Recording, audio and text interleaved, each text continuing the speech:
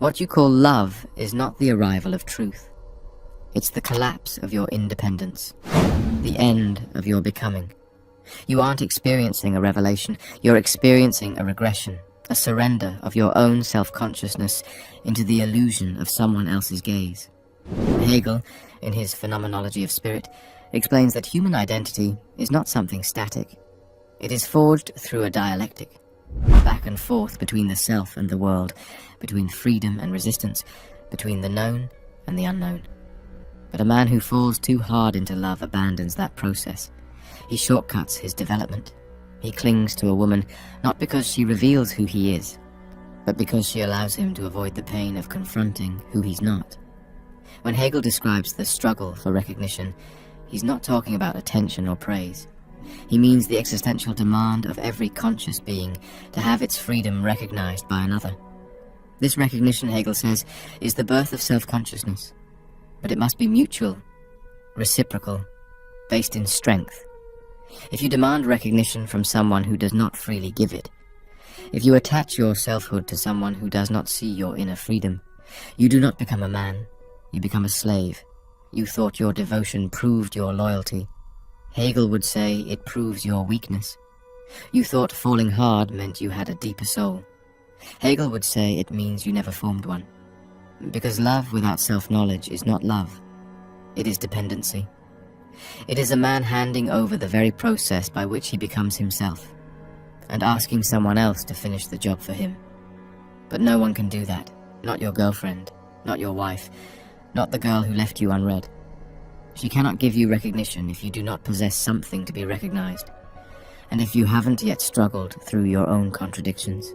If you haven't faced yourself, questioned yourself, overcome yourself, then there's nothing there to see. No real self, just longing, just hunger. Hegel writes of the master-slave dialectic, a brutal truth about how relationships form when one person depends on the other for their sense of self. You want to know why you suffer? Why you obsess? Why you fall apart when she leaves? It's because you were the slave. You lived through her. Your spirit wasn't your own. Your value was borrowed. And the moment she withdrew it, your entire identity came crashing down. You are not in pain because you lost love. You are in pain because you never stood on solid ground to begin with. And you should feel guilty, not for loving, but for confusing love with escape, for turning a woman into your mirror, your therapist, your mother, your God, and calling that devotion. It's not devotion. It's avoidance. Avoidance of your freedom. Avoidance of your responsibility. Avoidance of the philosophical truth that no man is born whole. He must become. Through effort, through solitude, through contradiction, through thinking, through breaking, through building again. The man who falls too hard doesn't need more love. He needs a confrontation with himself, with his fear, with the part of him that wants to outsource the entire project of becoming to someone else, someone softer, someone beautiful, someone who promises to make the ache go away. But that ache is sacred. It is the tension Hegel speaks of, the fire that drives spirit toward truth. If you silence it with infatuation, you lose your only shot at becoming a man of real substance. And if you keep falling like this, recklessly, desperately, without form or thought, you don't just risk heartbreak, you risk never becoming who you were meant to be.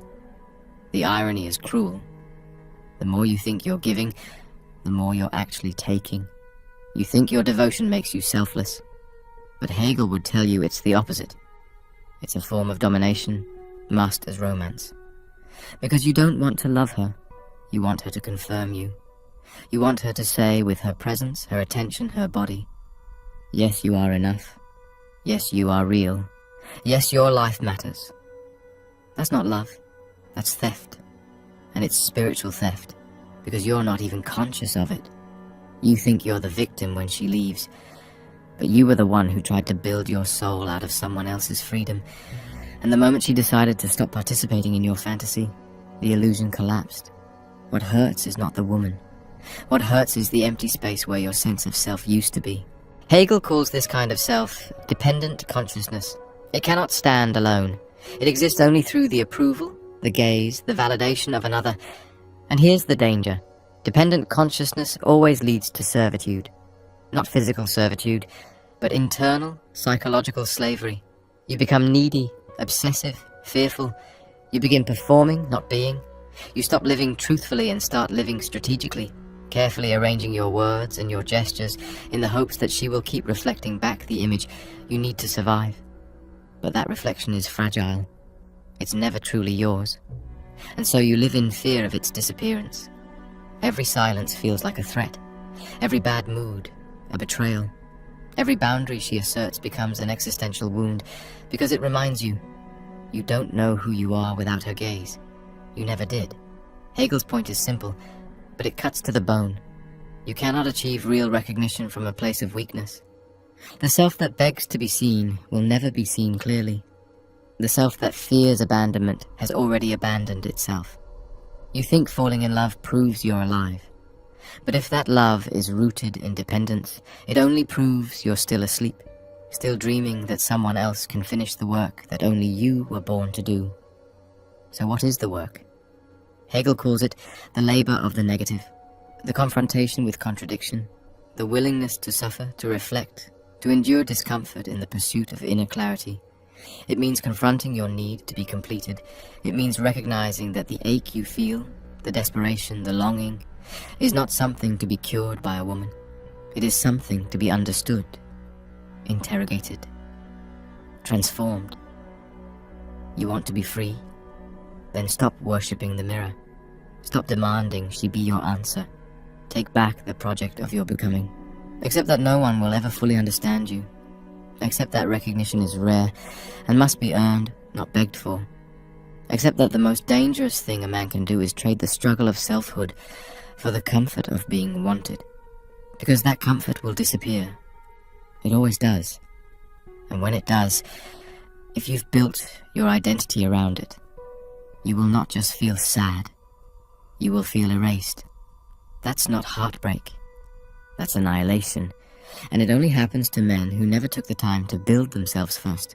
You want to love? Fine. But let it be the love of a man who already knows who he is, not a boy trying to borrow value from someone else's attention. The man who builds his soul around the gaze of a woman is not in love. He is in hiding. Hegel never romanticized the path to truth. He understood it as violent, painful, and necessary. He called it the negation of negation, the moment when the self, confronted by contradiction, begins to dissolve what is false in order to give birth to what is real. But most men don't want that. They want comfort. They want peace. They want escape.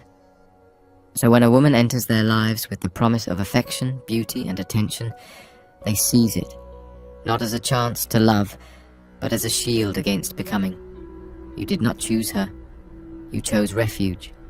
You wrapped your unresolved questions in her arms and hoped they would disappear. And for a while, they did.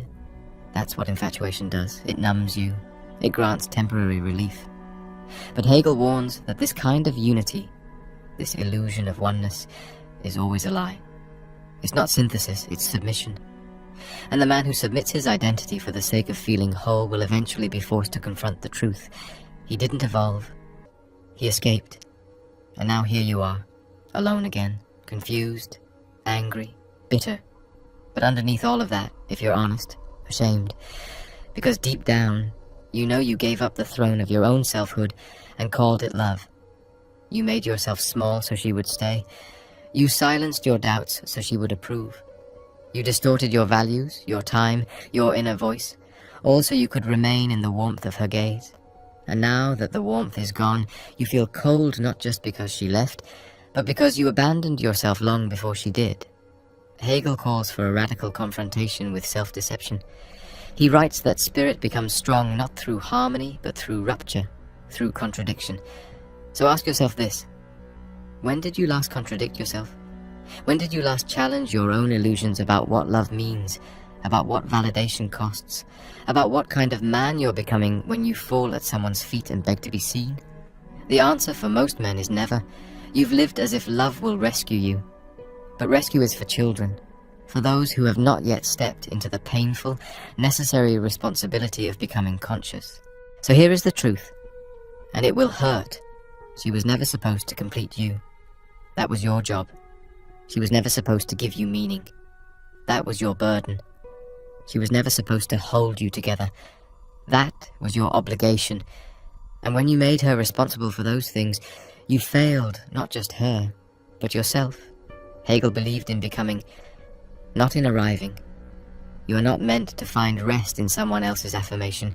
You are meant to forge yourself through the fire of reflection, negation, and creation, to suffer, to think, to grow. And only after that, only when you are no longer dependent on being seen, can love become real. Because now, when you look at her, it is not to be completed, it is to be met. Two whole beings, no more mirrors, no more illusions, just truth. And that kind of love does not destroy a man, it reveals him. But most men never reach that kind of love, because most men never reach themselves. They stop at the first reflection. They see approval in her eyes and think, this must be me. This is who I am. But that's not identity. That's dependency wearing a mask. And Hegel makes it clear. To be truly free, you must be recognized not as an object, not as a fantasy, not as a means to someone else's pleasure or comfort, but as a subject, as a being with inner freedom, inner contradiction, inner strength. You cannot be recognized as a man if you are still operating like a boy, chasing affection like it's oxygen, molding yourself around others just to be tolerated, thinking love is something you receive instead of something you create through struggle. And here is where Hegel becomes brutal. If the recognition you crave doesn't come from someone who sees you as free, and if you don't see yourself as free, then any love you think you've found will always reduce you. It will flatten you. It will domesticate your spirit and turn you into an emotional beggar, a slave with a smile. This is why the collapse hurts so deeply. It's not just heartbreak, it's exposure. It reveals how much of your life was performance, how much of your confidence was a costume, how much of your love was just an attempt to escape the loneliness of not knowing who you are without her reflection. So what does Hegel offer you? He doesn't offer comfort. He offers confrontation. A chance to face the unbearable contradiction at the center of your life.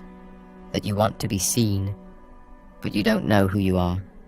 That you want to be loved, but you've never taken the time to love the self you've become. Hegel says the self is not given, it is produced. Spirit is only actual as a process. You must go through the conflict, the disillusionment, the break.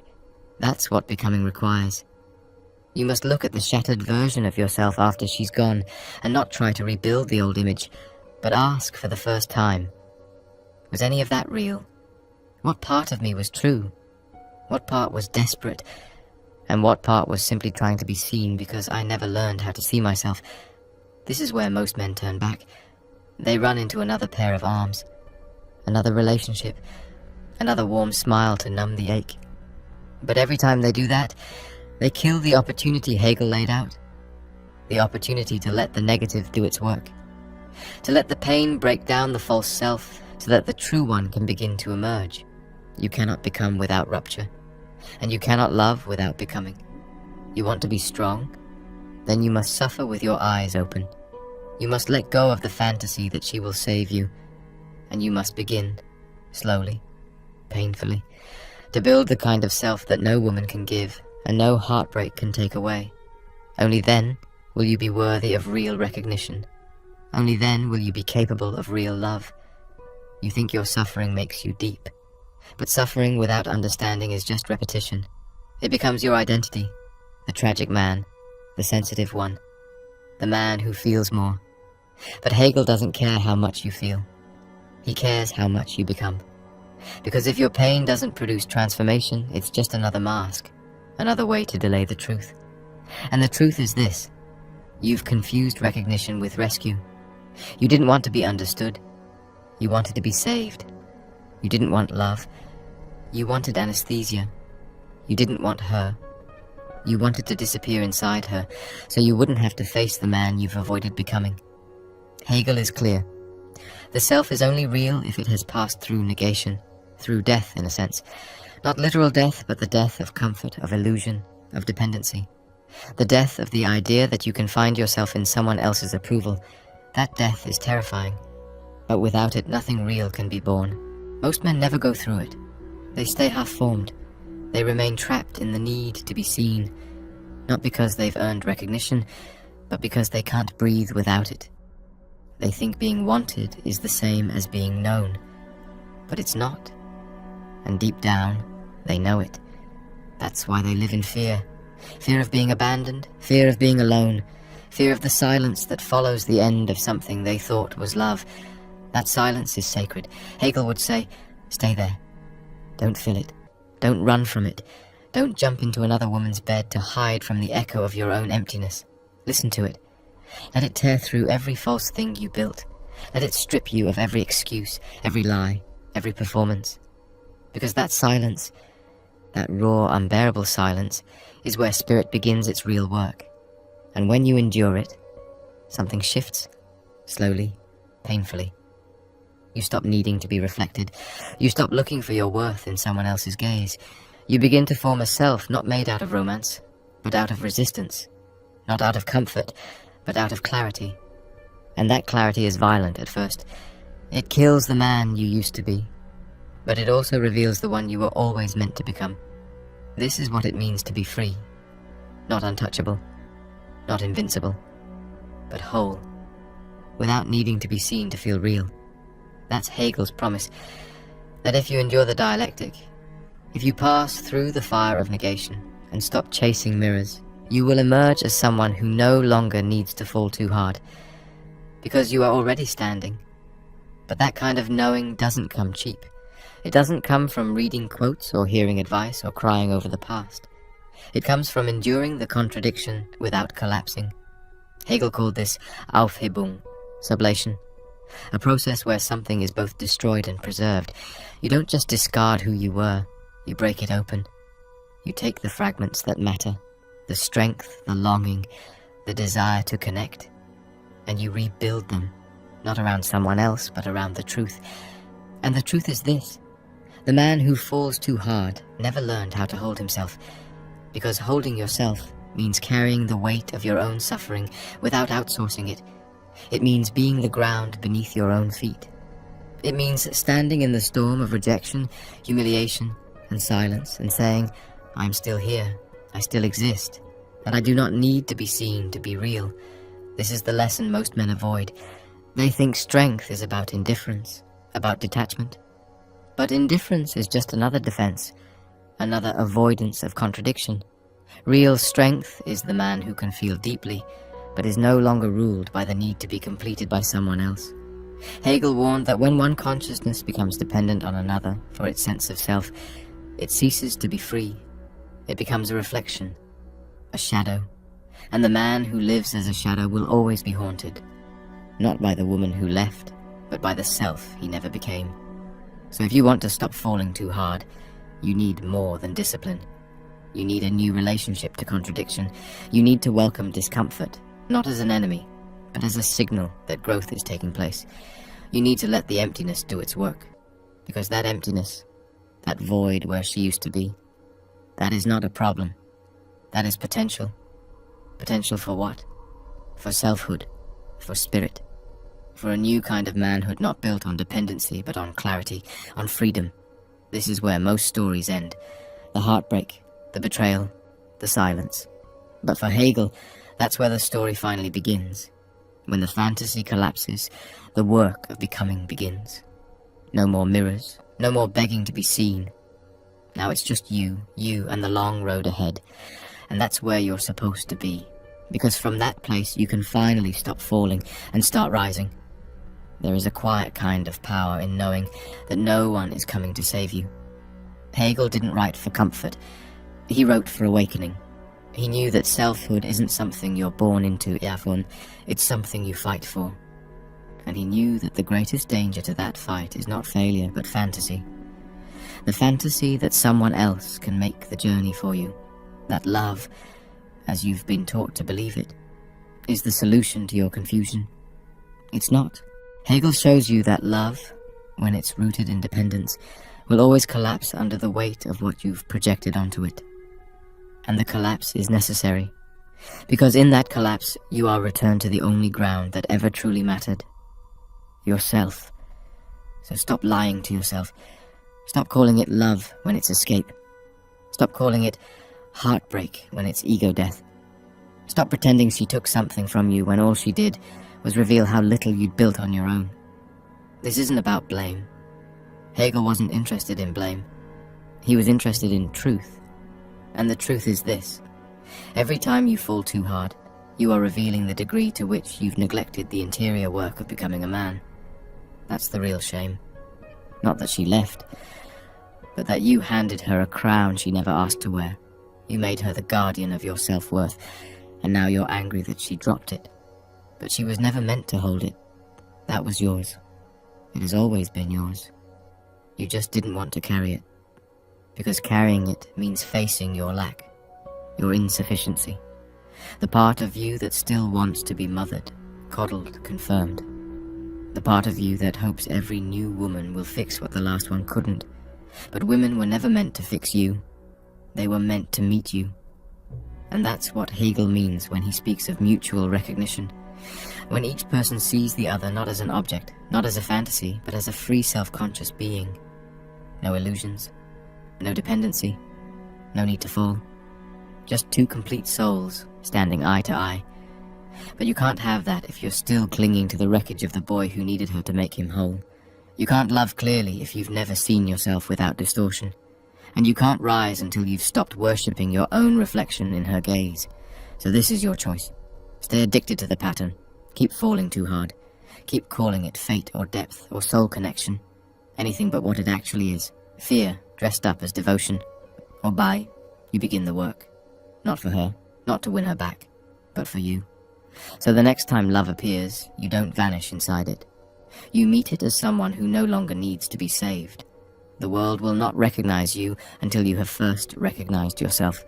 And that recognition, the one Hegel calls essential for spirit to actualize itself, does not come through flattery, attention, or sex. It comes through confrontation with your own contradiction, the contradiction between who you are and who you pretend to be, between your longing to be whole and your refusal to face the parts of you that are still fragmented. The man who falls too hard skips that confrontation. He reaches for connection before clarity. He builds identity on external validation, and in doing so, he gives away the very thing he's trying to prove he has: value. You were not broken by her. You were broken long before she came. She just revealed the structure you'd built. Hollow, anxious, dependent. And now you have a choice. Mourn the illusion, or begin the reconstruction, not of your image, not of your social standing, but of yourself, the one you've ignored in your rush to be loved. Hegel doesn't offer easy answers. He offers process, painful, necessary process. He would say, the man who has not passed through the fire of negation cannot know freedom. The man who has not wrestled with his own dependency cannot claim love. Because until you see your reflection not in her eyes, but in your own, clear, honest, and unflinching, you will continue to repeat the same tragedy with different faces.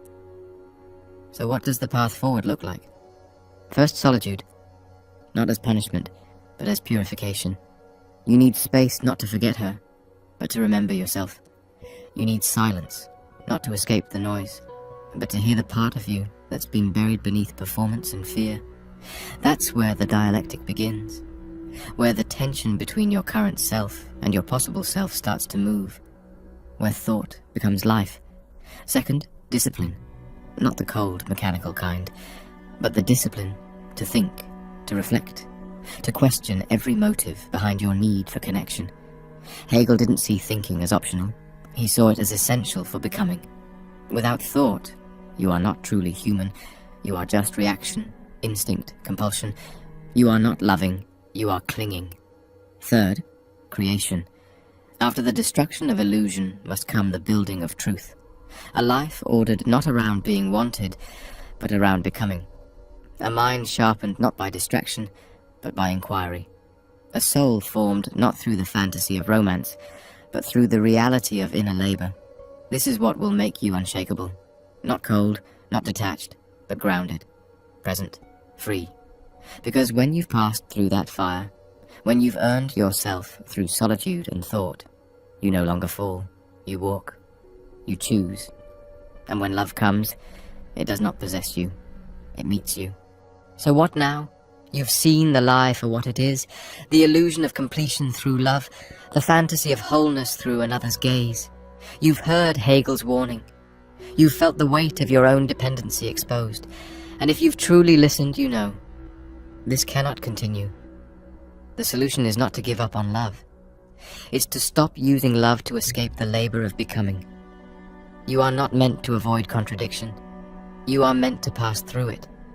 To become a man not by clinging to softness, but by wrestling with what is hard. To reject the lie that someone else can give you meaning, and instead forge meaning through your own mind, your own freedom, your own relentless honesty. You want a concrete path? Step 1. Stop trying to be understood before you understand yourself. That means solitude, not isolation, not withdrawal, but deliberate space where you build the inner architecture of your spirit. No more begging to be seen. Start seeing. Step 2. Face your contradictions. Sit with your discomfort. Journal. Think. Read. Speak aloud the truth you've been hiding from. You cannot grow if you do not think. You cannot love if you are not whole. Hegel said the soul becomes actual through conflict. So stop running from the conflict. That's your path. Step 3. Rebuild. Slowly. Patiently. Not around being wanted, but around being worthy. Form your values. Clarify your goals. Create, train, reflect. Build a life where love becomes an offering, not a rescue mission. This is what it means to become a man. Not a bitter man. Not a lonely man. But a free one. And if this message spoke to something deep in you, if you saw your reflection and for once didn't flinch, then help carry it further. Like this video. Share it with a brother who's been lost in the same illusion. Subscribe if you want more content that cuts deeper than comfort, that confronts instead of flatters. And if you believe in this work, if you want more philosophy, more truth, more unfiltered guidance for men, then consider donating to support it. The link is in the description. This isn't entertainment. This is a calling, and you are part of it now. Don't fall again. Rise.